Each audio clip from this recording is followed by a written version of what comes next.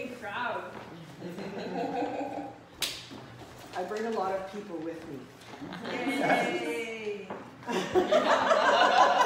Army of energy behind you. That's right. The whole school of contemporary dancers with you? Yeah. So From back in the day, Joanne brings the school of contemporary dancers. yeah. Oh, I started training contemporary when I was 5 years old. Wow. When it was still over at the Red River Place, when we had to walk up tiny Ricky Princess Street. I started there. I Yeah. started there, but I wasn't 5. No. I was 13. Yeah. That's where I started. I love that space. It was so cool. Sorry. Sorry for what? It's a talk. We're talking. We're talking, yeah, it's already started. Yeah, it's already started. Okay, good. Sorry to interrupt, yeah.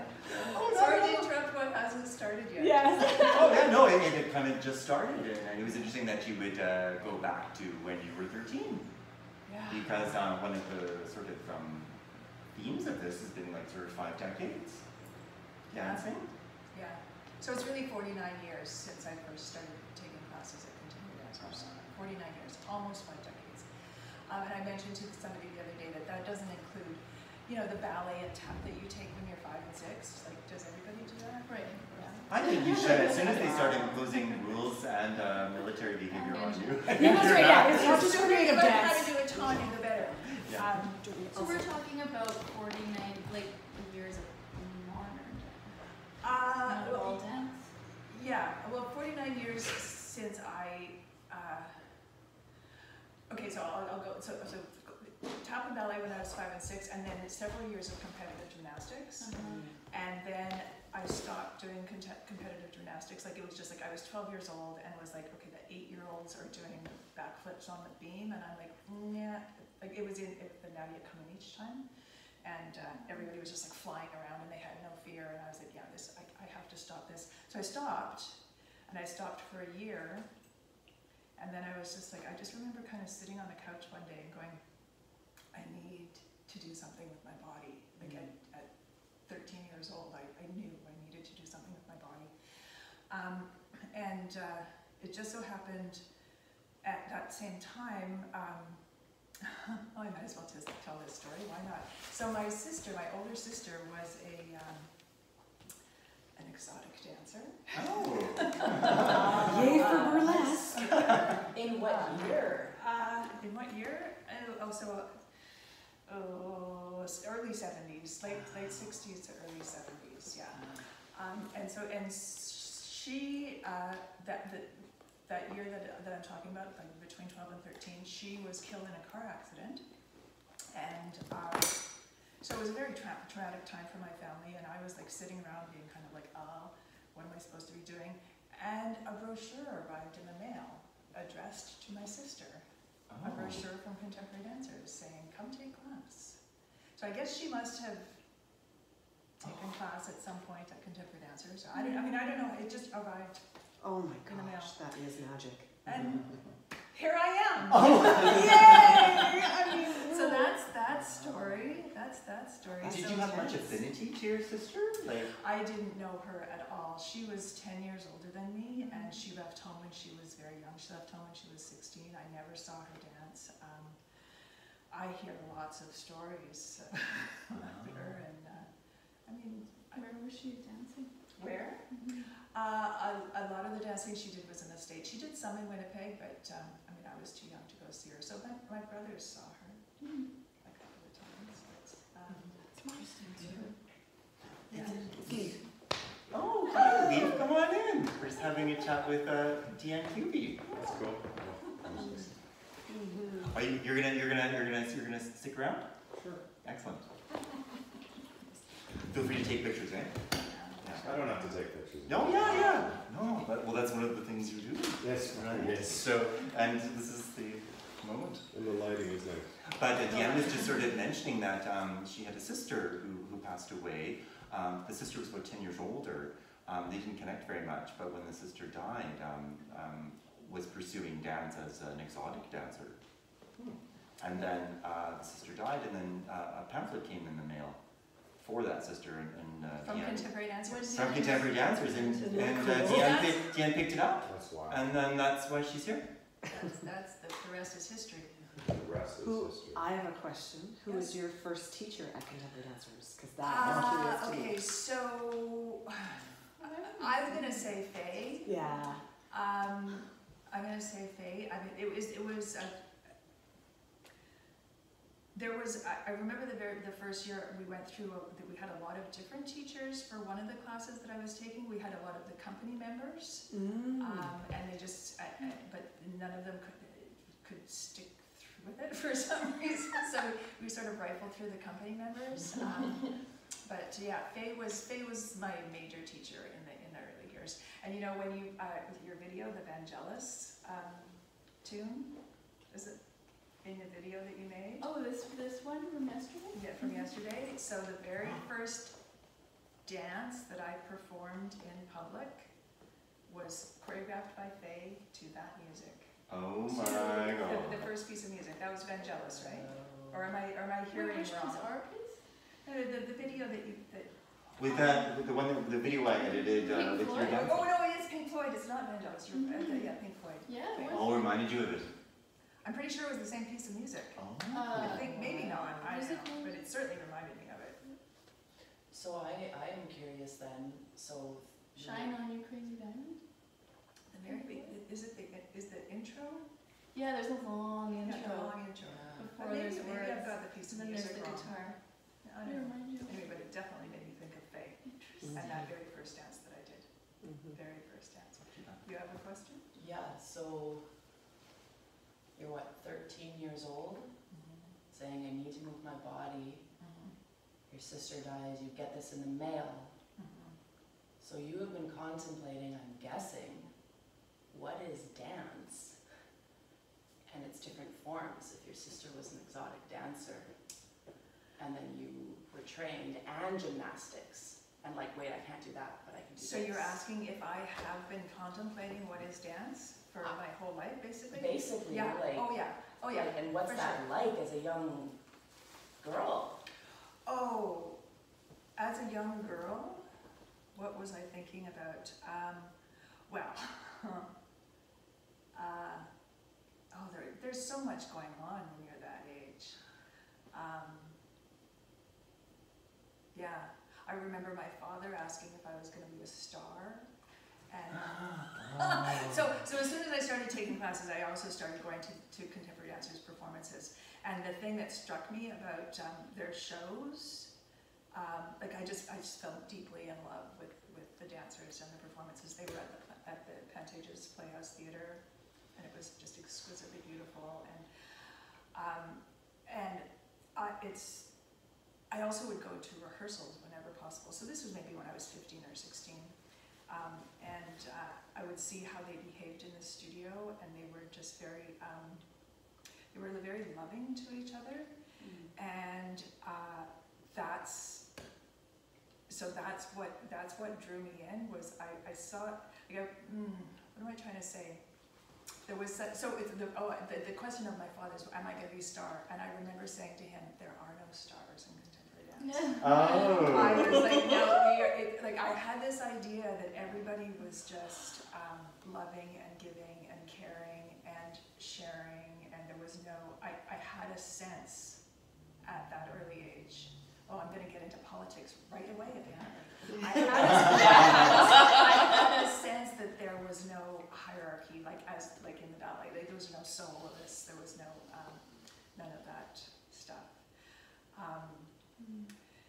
And so for me, I think at that, like it was just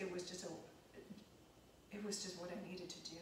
I remember walking down the street in the Exchange, and there was dust on the windows always, right? Because it's Winnipeg, so it's dusty, and there was dust on the windows. And it's on my way to class, and I wrote Deanne the dancer in dust on the Winnipeg. On the window. So it was like, I guess I was about 16 at that point, and I don't know if I knew what I was deciding, but it was like I made a decision that that's who I was. I also had a name change when I was 13. I became Deanne at 13. When I started dancing, I became Deanne. So I think I wrote that on the windows to say like this. Okay, this is my name. What was your name before that? I am so intrigued. I have so many things to say to you, Deanne. Please continue. I was christened Dorothy with a second name Anne, of Anne, but I got called Dodie as I was growing up, and when I was like 12. Oh, Dorothy has such a beautiful name. Yeah, but nobody called me Dorothy Ann, they called me Dodie. I And so also, I was like, I am not Dodie anymore, I'm gonna be a grown-up, I need a grown-up name. And so we sat around the Christmas table and came up with Deanne. So that was all around the same. and that was at what age? 12, well, it was 13, was what, at the same time that I started I'm dancing. just having like freaky moments of parallel Oh, with wow. like everything you're saying. wow. Faye was my first teacher. Dance and going into dance, taking a break, because Faye was my first teacher. I took dance up until I was 12. Took a little break for different reasons because I was going to school. I changed my name when I changed schools at 12 and 13. It's a good time to change But your it's my name. Whoa. Like I switched my name. So my name is Michelle Jolie. Jolie Michelle. I just switched it so that I was Jolie because it was a reclamation and it was the same kind of artistic choices. And then I came back to contemporary dancers when I was 15, and then I decided I'm a dancer. And Oh, like so I'm just cool. kind of having this freaky kind of, and I didn't know this about you. Like this is all very interesting because it would always be, oh Deanne, because I was in this junior professional program and seeing her being and taking company class and all those kinds of things and just being and feeling that, oh I'm getting a little teary, feeling that camaraderie, feeling that sense of like company love. Like there was a lot of love back in the day. Like that felt so delicious. Like, and that's what I went, I want to be a part of that too. So Yeah. thank you for sharing all these details. It's like affecting me deeply. Yeah. To what degree did Rachel Brown influence this sort of feeling of non-hierarchy, or was it just something that came about amidst just the dancers themselves? What an interesting question. That's a good question. Because of course, Rachel Brown, Rachel. these Annes and Rachels. Rachel. And, Yeah. there's also Caroline Moore. Yeah. Graceful, so it's really appropriate. Rachel Brown, of course, coming from ballet tradition Yeah. into Winnipeg, and then this sort of company notion with Winnipeg contemporary dancers, but then a kind of different. Okay, so that's. I'll continue with the story to suggest to say that I quickly learned that the hierarchy does exist. Yeah. So once you're in there working and not just watching it from the outside with stars in your eyes, Yeah. right? You're watching with stars in your eyes, and you don't see what's really going on. You don't see that the dancers are holding on to each other For comfort. Like trauma comfort. kind of bonding? Yeah. Trauma Yeah. bonding? Yeah, that, okay, we need to just hold each other to get through I'm not saying that every rehearsal is a trauma, but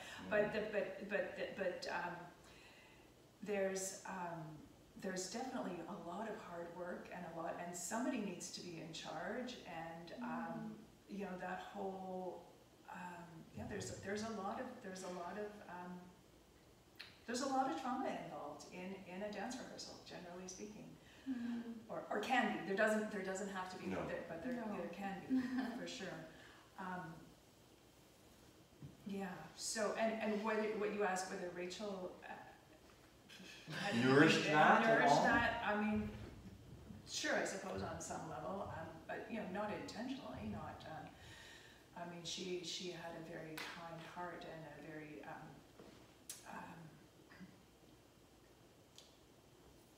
she had a very kind heart, but she had very strong ideas about what it is she wanted to do. Yeah. She was So very tough. specific about what it is she was looking for. High expectations. Very, very specific. Yeah. Very clear. Did you have a question? I noticed your hand.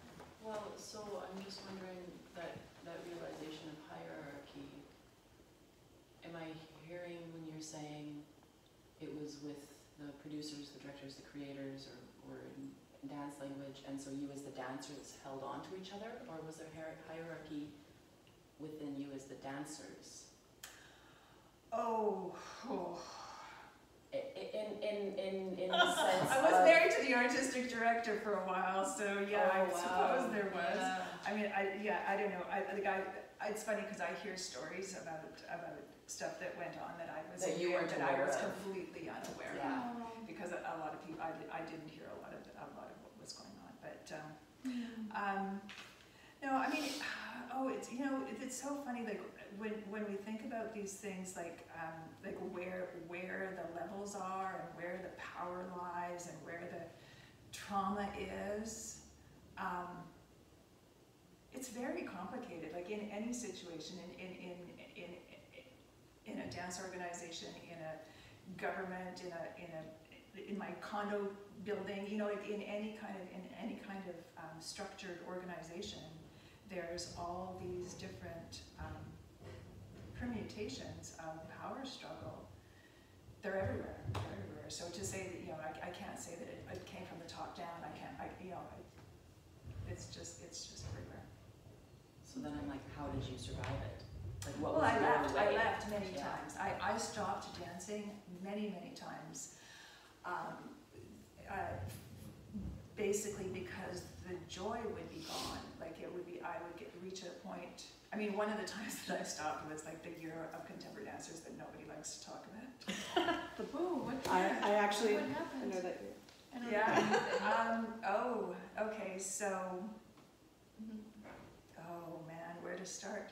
Well, I think to try to sort of focus everything, because we are talking about you per se, Yeah. and in terms of course, there are certain impacts on you throughout your career, and certainly as Winnipeg Contemporary Dancers was a really central sort of point in terms of your life and your presence on stage with very many important people.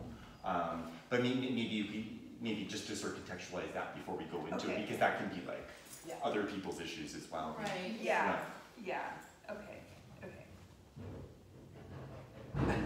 But the joy would kind of go out So the cyclically, right? joy would leave the dancing. It Yeah. would be difficult. It would be like I would reach a place where the politics became so intense that I would have to just step away. And every time that I stepped away, I thought I was stepping away forever. But it just kept. I couldn't. So I moved to Kenora to leave the Winnipeg dance community behind me. It was like I can't be there. And I moved to Kenora, and of course people hear that I'm a dancer, and they're like, oh, well, you got to teach class. So I start teaching class at the rec center, and everybody loves it, and blah, blah, blah. And then of course somebody from Winnipeg is like, oh yeah, she's still moving her body. I need her to come and do this thing. And so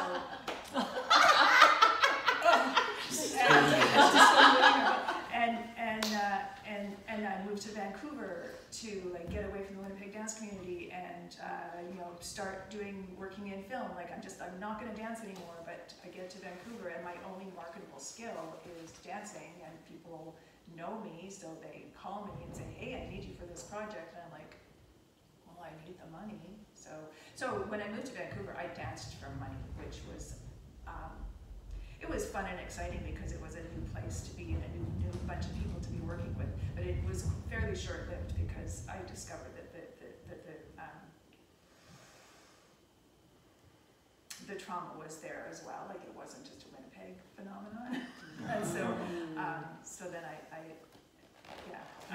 Why do you think you were sought after so much in terms of? Because it's so fabulous. I know. That's really kind of what I want to get at in terms of like like your technical prowess. At certain points in your life is probably quite high. You're very fierce on stage. Where does all this come from? I mean, there's a lot of dancers, but yes, wow. What? There are so many dancers who would love to be sought after. Yeah. Well, it was a different time. Mm-hmm. It was a different time. People actually had money to make work in those days. What years are these? So I moved to Vancouver in 1994, and there was a lot going on. There was a lot of dance going on. But Ian, your question about why was I sought after? I was a quick study. I learned material very, very quickly. I remember being in Montreal one time with a friend of mine I was there for the summer. She was from there. She worked with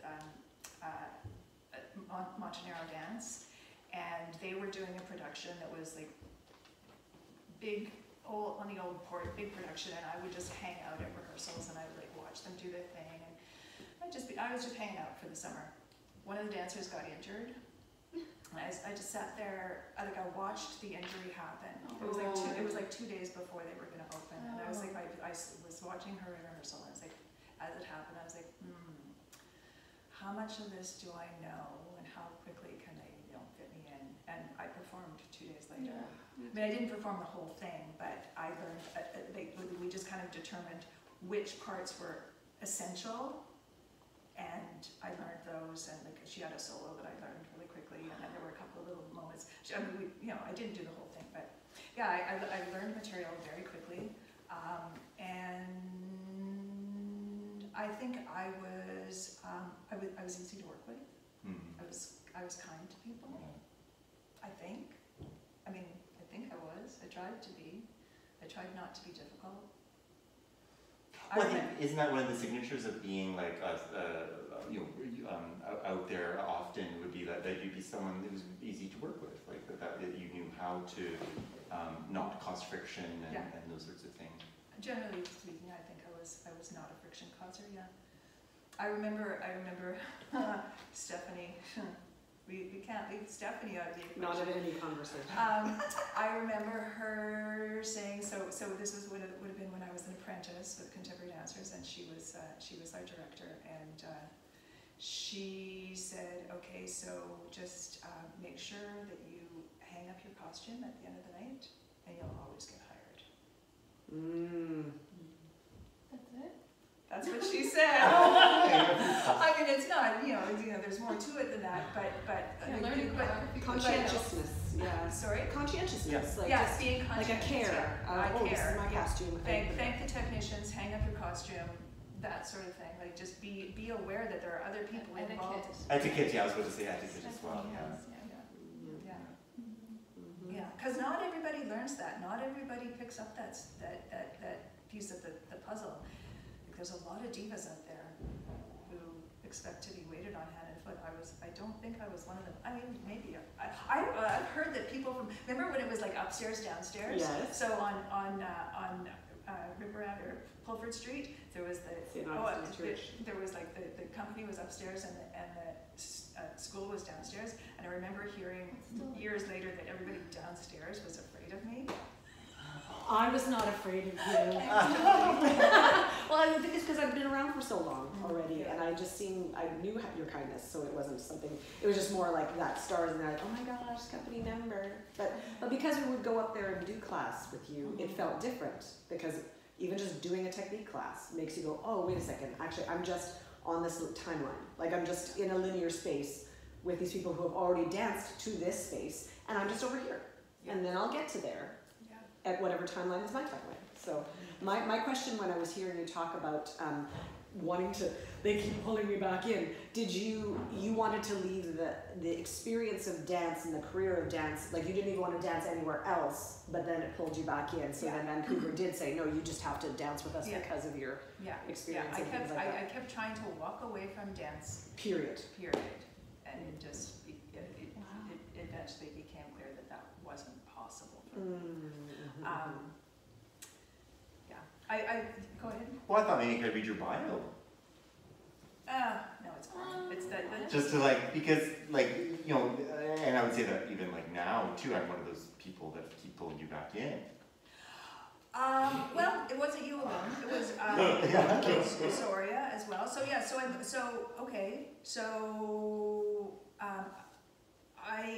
I veered into other.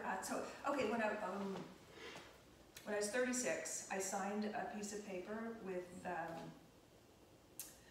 the Dancer Transition Center that said I would never perform for money again.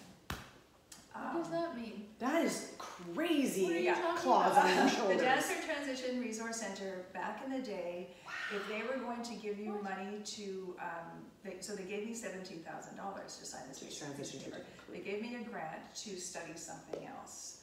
because I was determined that I was like, okay, so this was after my 3 years in Vancouver, and I was like, okay, I gotta get out. And so I got the grant to go to Simon Fraser University to study film, and I signed a piece of paper that said I would never perform again for money. It meant I could still do benefits, I could still teach, I could still choreograph, I could still do anything surrounding dance, but I couldn't perform for money. And that was what I needed to do that at the time, because at that time, that's what I was doing. I was dancing for money, and there was no joy in it for me. I mean, I was really good at it. I've just recently watched the videotape of the dance I did with Jennifer Mascal, like one of the last performances that I did. I was like, oh my God, I was so good. I saw that one. Jumping and flying and spinning, and like I was just like on fire. Tearing the place up, yeah. Oh, That's when I dwarfed decided I couldn't do this anymore. Yeah, you had no joy in it, but yet it looked like that. Yeah, I know. So maybe your intellect didn't have the joy, but your body certainly did. Yeah, my body still had the joy. So yeah, I signed that piece of paper, and I continued to teach dance at Simon Fraser University, and I made lots of videos, and I only did 1 year of the film program, but it gave me enough information to like veer off into doing a bunch of videos. And those are the films that we saw. Yeah, so the films that we saw the other night were made that year that I was in the film program. But I started making videos for dance performances, like they were, part of the performance. And I did a lot of videotaping of dance performances because I was really good at, like anybody who has danced is really good at videotaping dance. You have a sense of where they're all going to go, and you can do all these close-ups. And then I also veered into arts administration, so I worked for an organization called the Canadian Alliance for Dance Artists in Vancouver. I was their part-time administrator. So I was making a pretty okay living at arts administration, making videos, rehearsal directing. I did a lot of rehearsal directing, teaching. And then at one point in that being in Vancouver, part of my life, I just felt like everybody wanted a piece of me. I was like, oh, they're all taking all these pieces of me. And I was married to someone at the time who, that just sounds awful. I was married to someone at the time. Was it your second marriage? My second marriage, yeah. So he was a lighting designer and technical director kind of person, and he was also feeling that he wanted to leave Vancouver. And we both were connected to Robin Poitras in New Dance Horizons in Regina, and she needed a technical director, and she needed a administrator, like a company manager, and we were like, guess that's us. So we moved to Regina. And then the marriage broke down, and being a company manager full-time was hell. And so I quit New Dance Horizons and got a job at Home Outfitters. Whoa! I didn't know that the Home Outfitters. Home Outfitters in Regina. I worked at Home Outfitters in Regina, and I remember somebody. So I was still a little bit involved with New Dance Horizons, and I went to a board meeting, and one of the board members heard that I was going to be working out at Home Outfitters, and she was a visual artist, a potter, and I remember her saying, "Well, this is research, right?" And I said, "No, this is me needing to make a living that isn't arts related." And she was like, "How could you do that? How can you do that?" I was like, "It's what I need to do right now." So I did that, and then the marriage completely broke down, and I moved to Winnipeg and quit my job at Home Outfitters, which was I was there for almost a year, and moved to Winnipeg. And my very best friend in the world needed somebody to work at the bookstore at, I'm pointing at Red River College. Yes, you are. Yeah, so she needed somebody to work. She was the manager of the bookstore at Red River College, and she needed somebody for the September rush, and she knew I needed a job, and she gave me that job, and I'm still there. And that's 14 years later. So I now make a living working in the bookstore at Red River College. I work 29 hours a week, which affords me a home and food and time to continue to dance. So I didn't dance when I first moved back to Winnipeg. I tried to stay away. I tried to steer clear. But honestly, what got me back into dance, so here we come back to the politics, was, so in 2011, I camped at Occupy. And one of the things that I started doing while I was camped at Occupy was, like, I was like, okay, I did a lot of sitting around the fire, just staring at the fire, staring at this fire, staring at the fire, and then it became clear that I needed to do something with my body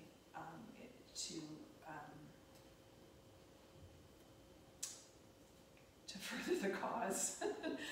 So I started just dancing in the field at Memorial Park. I would just like go out there and dance, and then the following year there were a lot of protests that went on, and I would do things like paint words on my body, and like but my body became my Platform? Platform. Yeah. There's one great, one really wonderful thing that I think was wonderful. Anyway, I was topless and I painted a big stop sign on my breasts and like all across my chest, and so my nipples were covered by tape so that so that they couldn't arrest me for showing my nipples, and so a big stop sign on my front that said, that had the word war crossed out, and on the back it said, my body is my country. Yeah, and so that's how my body got back into being Publicly expressive? Yes, thank you, publicly expressive. And then people sort of got wind that I was expressing my body again. She's back at it. Yeah, the contract's ready. and I started having conversations with Zoria Arrow. We met for coffee, and we got talking, and she was interested in having me help her with. She was just starting out, and she wanted advice and she wanted help, and so I started doing that. And then eventually she hired me to dance for her, and I was like, whoa, what's that about? And then Ian came along and just like had all these projects he wanted to do. Yeah, I don't know. We just and also Young Lungs. So I also before Zoria hired me, I started making solos for myself that I would perform at the Young Lungs fundraisers. Oh. When I made a trio for you and Ming and Freya. Yeah, that was that was when around the Occupy time that I made the trio for the three of you. Yeah, so the Young Lungs fundraisers was a way in. And I knew you from Contact Improvisation, which you were taking. Oh, right, with Ali, yeah. So Ali was teaching Contact. And now, what would make you kind of come to those environments? The Contact Improv environment? Because was that something that you had practiced beforehand, or? I've dabbled in Contact Improv a lot, but never seriously. So the Contact Improv scene in Vancouver is very, very, it's big. It's like there's a lot of people doing it there, and they're very serious about it. And I'm very good friends with Peter Bingham, who runs Edom. But I was always a tendu plie, learn the material, learn it until you know it really well. I was not an improviser. So I dabbled in it a little, but when I came to Winnipeg, I don't know, I actually met Ali in Vancouver. Met Ali Robson in Vancouver and was very intrigued by her. She's like, this little person that came from Winnipeg, and she had this aura about her that was just like, she was so strong and she was so sure of herself and she was very clear. And so I guess when I moved back to Winnipeg and I heard that she was teaching Contact, I was like, maybe I'll go. Maybe I'll just go and see how it feels. It makes me really nauseous, by the way. I was telling Tess that last night. It can make me very nauseous. I have an inner ear thing. I have movement sickness. But it doesn't affect you in the contemporary choreography? Only if I spin too much. So there's something about all this sideways rolling around and not actually knowing what's coming next. Like that whole sort of, it messes with my inner ear. And then just induces like a nausea. And then yeah. it just Yeah. what sometimes it gets so bad that I can't stand up. All those years that you were stepping away, and did you have some kind of, not just artistic practice, but like physical practice? Like, did you find a way to stay embodied, and was there still like a joy? No, my body was a wreck. My body was in so much pain all the time. I had a lot of hip trouble. So I did a lot of, and I still do a lot of lying around on the floor, stretching, releasing, a lot of stretching, releasing, stretching, releasing, stretching, releasing. But no, I didn't have Well, that's a big thing. a joyful I dance do that practice. Yeah, and maybe, like, because I know we don't have so much time, but I wanted to sort of talk a little bit about now. What's going on now, do you think? Like, what's your estimate? Like, if you've been here for, been around for like, you know, oh yeah, I mean, definitely we can like integrate, but I thought maybe we could shift gears from past to sort of present and then any other compliments, but, or Do you have a specific question about now? Yes. What does the theme of nudity mean to you? Because I noticed a lot in your work, and I mean, I saw it in the film yesterday, so I don't know the span of your career, but definitely now, Well, Ian. You heard the story about my sister. Well, I was going to say, your sister, yeah, I wonder. Okay, now here's another, I'm gonna go back to the past for a second, but, sister stripper. It also brings in the year that nobody likes to talk about. So Charlie Moulton comes to Winnipeg, he fires all the dancers except me. Before the season is even starting, he needs photos. So he sends me to Toronto to get my picture taken from this amazing photographer that everybody in Canada is using. Every dance artist in Canada is using this photographer, Sylvain Tiedemann.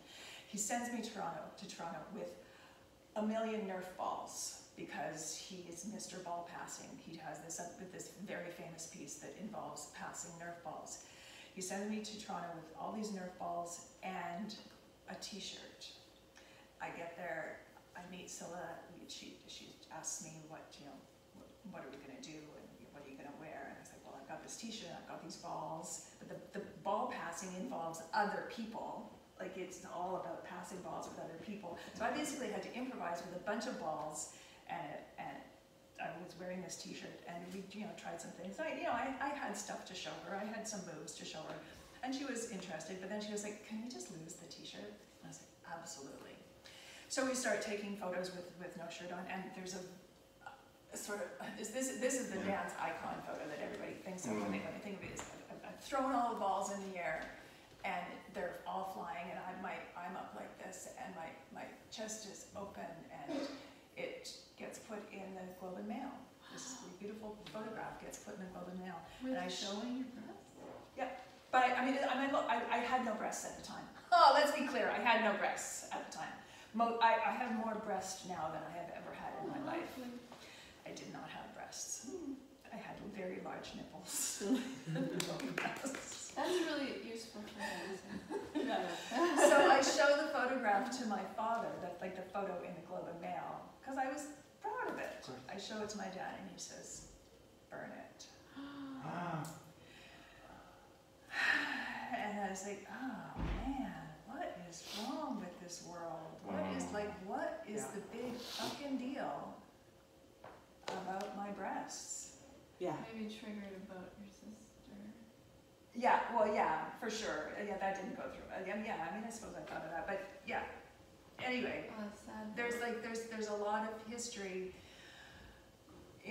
for me personally, and for humanity Body like, shame. Body shaming, and I am just sick of it. And so the video that you saw, the low video with the nudity, that was a whole. I mean, it's not just body shaming, but female shaming. That dance was came from my whole this whole thing that goes on in my head of the Madonna whore business. It's just like, why do I have to be one or the other? Yeah. Why can't I be both? Why can't I be sexy and saintly at the same time? And what is wrong with, why can't you look at this? Why can't you just see this for what it is? It's just my body.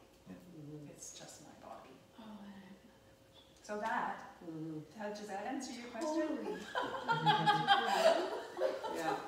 So it's not, Great it's not, answer. I mean, I don't want to say it's not sexual, because it is. Like, we are sexual beings. Yeah, well, all the time, with or without the clothes on. Exactly. And the So clothes. what's the difference? Yeah, so the clothes, I was just saying to you the other day, they're very manipulative. Clothes can be very manipulative. I would, It can be more sexually alluring than the nudity. yeah, And that's exactly. something I I struggle also with. think I look better without clothes on, generally speaking. Interesting. Nice. Yeah. Like, that's I hate great. panty lines. Like, who wants to wear panties? Unless it's just panties, like in the street the other day, you drew up your dress to Well, yeah, there's reveal both. your There's underwear. both. When I was a child, when I was a very That small is child, absolutely what it makes me think of. like, how many times do you see little girls Yeah. going like this? Like, it's just, we just want to Yeah. show you what we got, man. Yeah. Look at me, I am So, exquisite. may, Well, isn't that the- may I jump in? Yeah.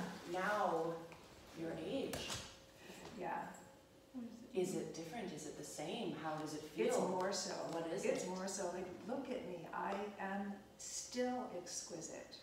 And I'm a little roly-poly. But I've gotten used to it.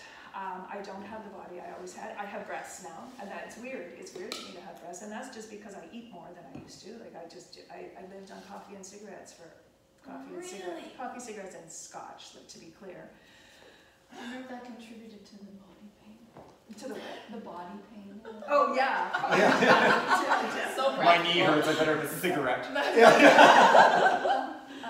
coffee, have cigarettes. body pain from the years of contemporary dance, but I eat really well. Yeah, but do you not feel like that working to make your body fit a certain shape has traumatized it? Oh, absolutely. Yeah. I spent all the years doing contact improv to follow my bliss to unravel it. Yeah. And this is what this work with Ian has been doing, has been unraveling. Oh, Like, my body has 100%. never felt as good as it does right now. It feels amazing. And that's what we've been doing this for, 4 months, 5 months? Yeah, so our first show was in February. Yeah. Like Ian said, yeah, just, well, I mean, we got to talk, we were talking, I was very interested in working with my nervous system. I've been doing a lot of meditation, and I was like, I'm just really curious to see how I can just work with my nervous system and move my body, and Ian was intrigued by that and interested in that, and I said, let's just jam a little, and then of course he's like, Mr. Let's have a show. So we did 5 shows in less than 4 months or something like that, and it was just amazing. It was just so freeing, and so, like, both my brain and my body were just given free rein to do whatever. And I think that, I mean, like, everyone has kind of expressed this sort of, punishing the technical education can be. And there's a strange expectation that the technical education continues onto the stage and it becomes performance.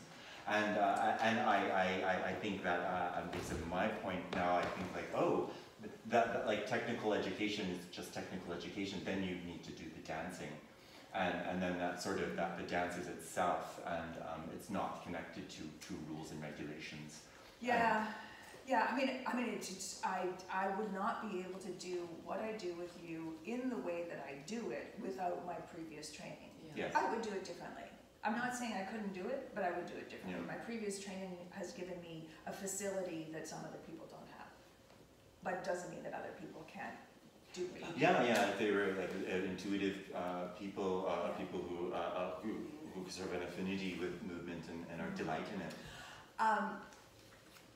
And then, now this brings me to what you're working on. So the doing of this, and it also ties into contact improv, the doing of contact improv doesn't necessarily need to become a performance. The doing of what you're doing, like the whole idea of working with your body to find those places that are holding trauma and release that and do whatever needs to happen to process. It's not about performance. Neither Like, are. No, neither are. yeah, nobody needs, we don't need I mean, you maybe need a witness, or a witness is helpful, but it's, and it can be interesting to watch. Like, oh, it's just so complicated. Okay, which brings me to a whole other thing, which is the line on this discussion. the line discussion between all the time. performance and non-performance has become so blurry for me right now. Like, in my Zen group that I meet with once a week, we talk a lot about performativity and this whole, when you're performing and when are you not. And the work with Ian has made me just,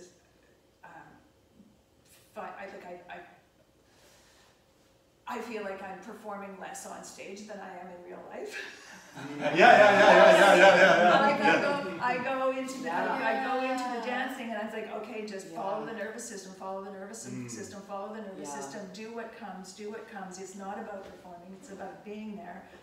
And then you finish that and you go to the coffee shop and you have to put on your face. Yeah. Now you have to talk to people. There's Yeah. like an expectation in Yeah. a meeting. So Yeah. I'm so little time now. Yeah. So Like 5 minutes. okay. So I will just say, I would love to have another discussion about personal process Yes. and performance, Me too. self and audience, Absolutely. and where are those intersections? So we just won't even get into it right now necessarily. But I am curious for you, and so this was my question. Maybe you've answered if you guys feel like it's been answered, and if you guys have a better question, jump in. But like, how has your relationship to your body in the form of dance changed? With like, you're touching on it, but like, I've noticed just even, it's like you work with subtlety. I'm watching you work with subtlety. And I've heard you say the word trauma and traumatized so many times. I want to know what comes up for you when I say, hey, what about the word trauma and dance? But there's like beauty here. There's a what? It seems like there's beauty here when you relate to that word as well. Oh yeah.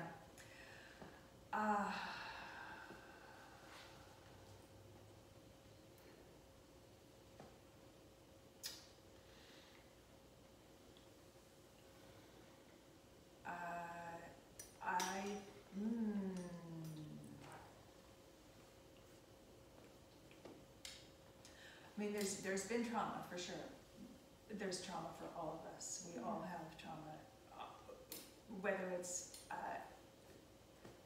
big trauma like rape and torture, or whether it's microaggressions on a daily basis. There is trauma always around us, happening to us.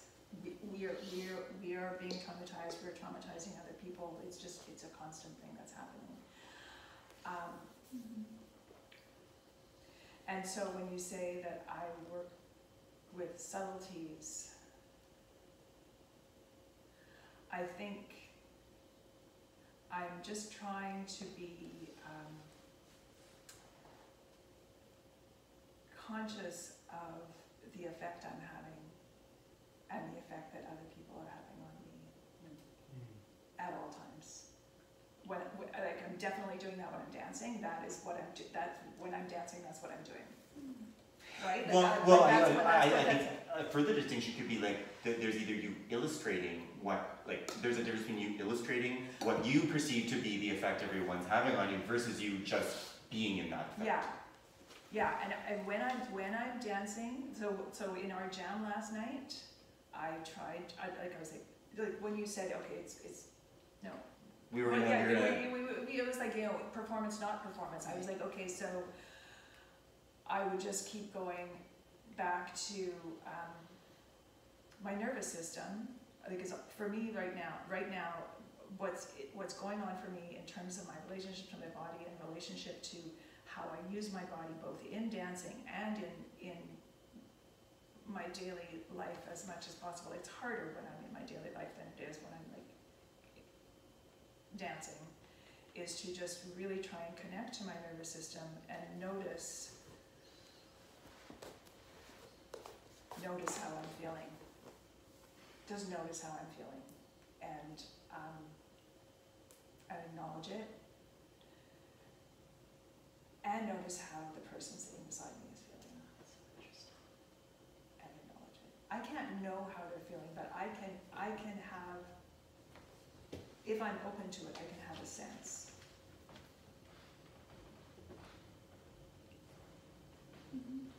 And I think that this is helping me get through my daily existence. I don't think it's going to change the world. I would love to say that if we all did this, we would, you know, save the planet, but I don't know. well, I think I people agree. danced instead of shot each other. Well, yes, if people there'd be- dance instead of shot each other, it would be better People off. took the time to take that presence. Like, Yeah. I actually feel someone Yes. instead of performatively Yeah. interacting with them in a way that is socially acceptable, Yeah. as opposed to going, oh my gosh, you're actually totally traumatized. I need to hug you because that's what Yeah. your body is. If we were like that, then I do think it would change the world. Like, it would Yeah. just become by people's interactions. So then my final question for both of you then, working with instant composition, right, which is what you're so clear about, what is that line, and so this is maybe for both of you, what is that line of I'm doing this for myself or I am doing this for the audience? I don't know. You I don't don't know know, where the and line you're is. in that. I don't know where the line is, and so this brings us to like where I am now, where the future. Like Ian is dying to hear what's my future, because I have told him, like I told him the last performance that we did together, I was like, Ian, I have to stop. Yes. You know, I did We my were whole- there, we wanted to ask you questions. I have a question. Yeah, I was like, I have to stop. Like I can't. There were so many gateways to it, like just the last 3 questions. There's another one. Same Okay, way. so you said, I have to stop. So I stopped. But now I'm here and I'm participating in this activity. But that doesn't necessarily mean that I'm going to go back to do another show with Ian. I don't know. Like I don't know. Part of this is. I thought she agreed to do the next day's art show. So part of this is what this work has given me is a better understanding of just really just living in the moment and staying true to what I need to do right here, right now. Not that you know plans can't be made, but it's like I don't know, all this having goals and having projects and having all this it becomes too much for me sometimes, and so I step away. But that doesn't mean I won't do it anymore. I don't know. My answer is I don't know. I don't know what the future holds. I could get hit by a bus on my way home. I almost was hit by a bus on the way here There you go. because it was trying to not pick me up. Yeah. So I ran into traffic to stop it, but it's still behind me. So yeah. So I don't know. I don't know. Mm-hmm. I don't know what's next. Could I answer the question too about like the audience instant composition thing? Because you were saying you don't know. There's that adage like dance like no one's watching. Yeah. I think dance Oh, as we if didn't everyone's get to- watching. All the time. Everyone's watching all the time. Yeah. We didn't Yeah, get to look, your they see meme. this. We didn't get to your meme. Oh yeah. Oh, Right. Well, that's okay because we're at the end Mhm. and we just set up for the contact improvisation. Yeah. Thank you Okay. so much, Diane.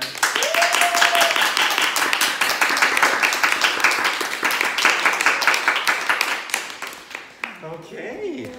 Wonderful.